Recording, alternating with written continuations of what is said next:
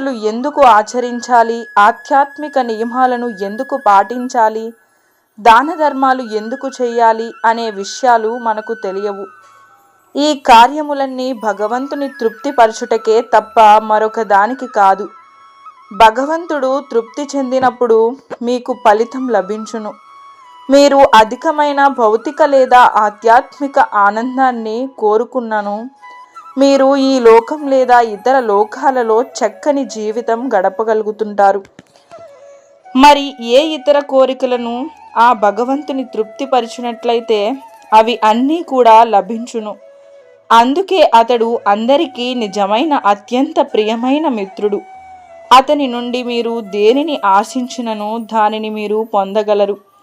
కానీ తెలివైన వాడు భౌతికంగా కలుషితమైన దేనిని కోరడు.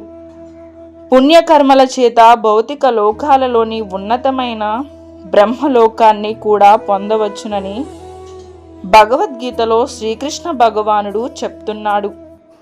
అక్కడ జీవితకాలం కొన్ని లక్షల సంవత్సరాలు ఉండును. మీరు అక్కడి జీవిత కాలాన్ని లెక్కెట్టలేరు. మీ గణిత శాస్త్రం పనిచేయదు. భగవద్గీత ప్రకారం బ్రహ్మదేవుని జీవితం ఎంత దీర్ఘమైనది అంటే బ్రహ్మ యొక్క 12 గంటలు మన యొక్క 432 కోట్ల సంవత్సరాలు. శ్రీకృష్ణుడు ఇలా చెప్తున్నాడు, మీరు కోరుకోను ఏ స్థితి అయినను, చిన్న చీమ మొదలుకుని బ్రహ్మ వరకు ఎటువంటి జన్మను కోరుకున్నను అది లభించును. కానీ జనన మరణ చక్రాల్లో తిరగాల్సి ఉంటుంది. కానీ కృష్ణ చైతన్య సాధన ద్వారా మీరు నన్ను చేరగలరు. అప్పుడు ఈ దుఃఖాలతో నిండిన ఈ భౌతిక ప్రపంచానికి మీరు తిరిగి రానవసరం లేదు. ప్రహ్లాద్ మహారాజు కూడా అదే విషయాన్ని వివరిస్తున్నాడు. మనం మన ప్రియమిత్రుడైన శ్రీకృష్ణ భగవానుని కోసమే వెతకాలి. ఎందుకు? అతడు మనకు ప్రియమైన వాడు. సహజంగా అతడు ప్రియమైన వాడు. ఇప్పుడు మీరు మీ అభిప్రాయాలలో దేనిని ప్రియమైన దానిగా భావిస్తారు? ఎప్పుడైనా ఆలోచించారా? మీరే అత్యంత ప్రియమైన వారు. నేను ఇక్కడ కూర్చున్నాను, కానీ ఇక్కడ ఏదైనా అగ్ని ప్రమాదం సంభవించిందని తెలియగానే వెంటనే నన్ను నేను రక్షించుకోవాలి. నన్ను నేను ఎలా రక్షించుకోవాలి? ఆ సమయంలో మనం స్నేహితులను, బంధువులను అందరినీ మర్చి మొదట నన్ను నేను రక్షించుకోవాలి అని అనుకుంటాము. స్వయరక్షణ అనేది మొట్టమొదటి ప్రకృతి నియమం.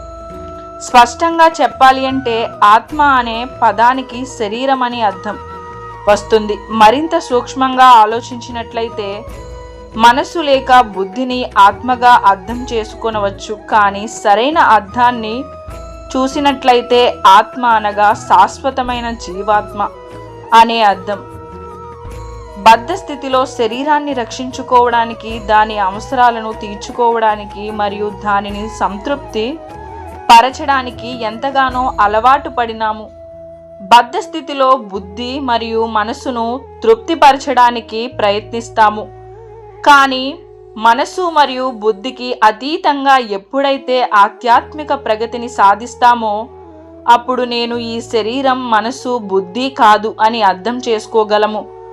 అహం బ్రహ్మాస్మి, నేను బ్రహ్మస్వరూపుడను, భగవంతుని అంశను అని తెలుసుకోవడమే యథార్థ జ్ఞానం.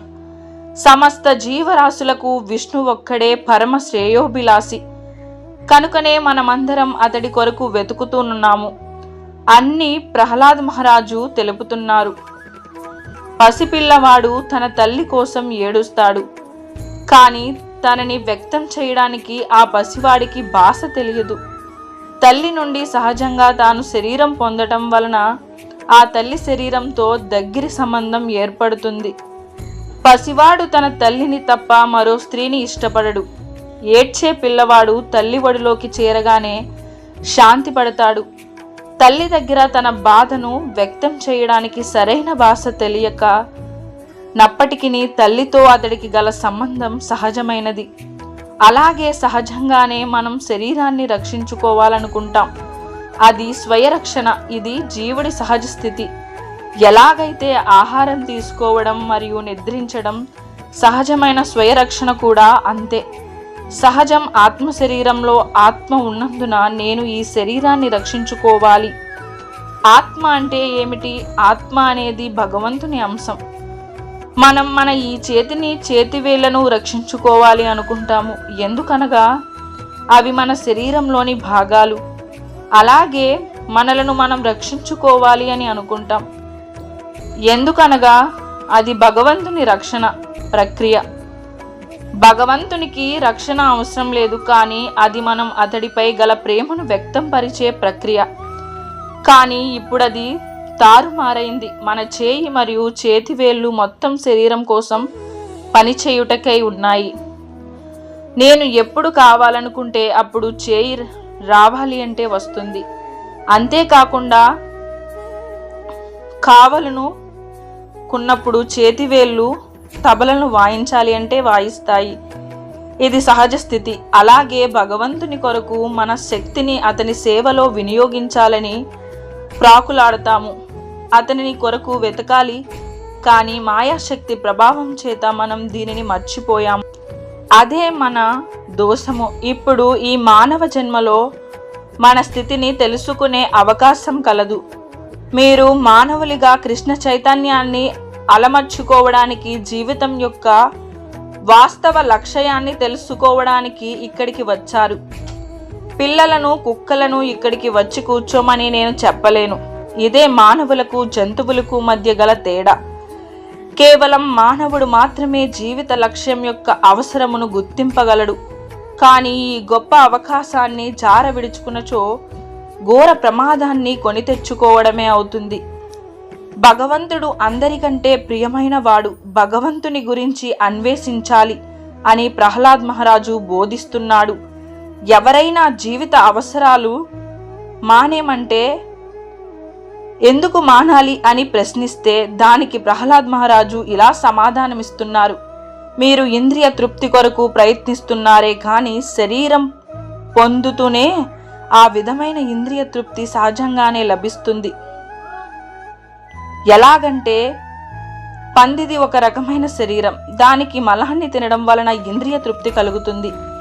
ఈ విషయం మీకు పరమ అహస్యాన్ని కలిగించవచ్చు.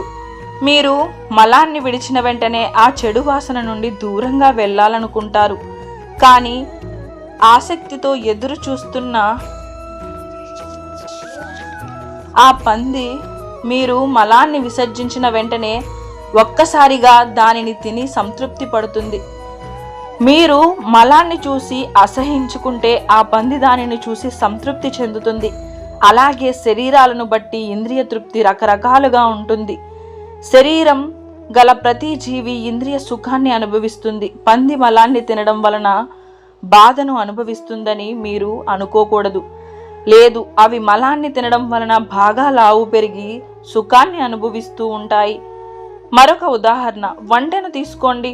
వంట ఎడారిలోని ముళ్ళతో కూడుకున్న ఆకులను తినడానికి ఇష్టపడుతుంది. ఎందుకు? ఎప్పుడైతే వంటె ముళ్ళ ఆకులను తినడాన్ని ప్రారంభిస్తుందో అప్పుడు దాని నాలుక తెగి రక్తం వస్తుంది. అది తన రక్తాన్ని చప్పరిస్తూ గొప్ప సుఖాన్ని అనుభవిస్తుందని అనుకుంటుంది. ఇదే ఇంద్రియ తృప్తి అంటే. సంభోగం ద్వారా కలిగే తృప్తి కూడా అలాంటిదే. మన రక్తాన్ని మనం రుచి చూస్తూ సుఖాన్ని అనుభవిస్తున్నామని భావిస్తూ ఉంటాము. అదే మన మూర్ఖత్వం.